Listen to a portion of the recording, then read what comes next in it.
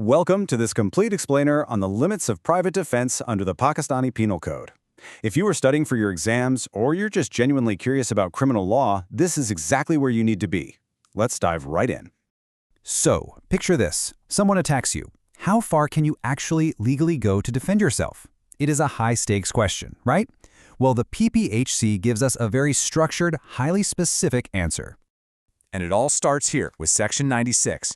This sets the absolute baseline rule. Defending yourself is not a crime. It is basically your ultimate legal exception to criminal liability. Part 1. The right to defend. You might be wondering what exactly the law allows you to protect. Under Section 97, the scope is actually pretty broad. You can legally defend your own body, sure, but also a complete stranger's body. Plus, you can defend property against crimes like theft, robbery, or trespass. It's a wide net. Part 2. The Rules of Engagement. Now, we have to be clear, this legal shield is definitely not an absolute limitless license to just use violence. Section 99 sets some strict boundaries. There has to be a real present danger, absolutely no time to call the police, and the force you use, it must be proportionate. And remember, the burden to prove all of this falls entirely on you. Proportionality. That is the golden word here. The law dictates in no uncertain terms that you cannot inflict more harm than what is absolutely necessary to stop the attack. Part 3. When can you kill? So, under what extreme circumstances does the law actually allow you to use lethal force? Section 100 provides the specific triggers. We're talking about a genuine apprehension of death, grievous hurt, rape, kidnapping, unnatural offenses, or wrongful confinement. Unless you are facing one of these severe threats, causing death is off the table. Let's look at how this plays out in the real world.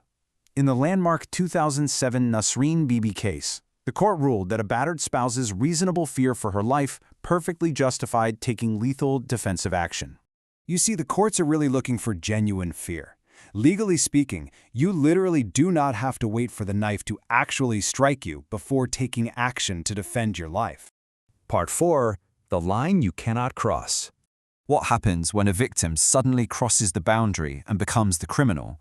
Well, let's say a neighbor attacks you by throwing stones, and you retaliate by pulling out an axe and killing them. The court will instantly rule that completely disproportionate. Your absolute defense will completely fail. Because a disproportionate response simply equals a criminal act. The second you use excessive force, the law strips away that protective shield and views you as the offender, not the defender. Which brings up another absolutely massive variable. What happens if you attack after the threat is already gone? Timing is everything here. As the Supreme Court clearly established in the Ghulam Hussein case, striking back after the danger has passed, like, say, shooting a fleeing burglar in the back, is pure retaliation. It is revenge, not defense. The rule here is totally unforgiving.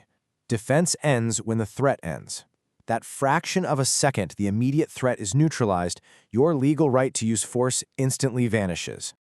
Okay, let's wrap this up with a quick checklist to keep in your back pocket for exams or practice. 1. The threat must be real. 2. Force is an absolute last resort.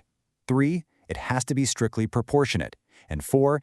It strictly ends the moment the attack ends. Ultimately, when a court is examining private defense, they are always going to ask one final, defining question. In the heat of the moment, did you act to protect or did you act to punish?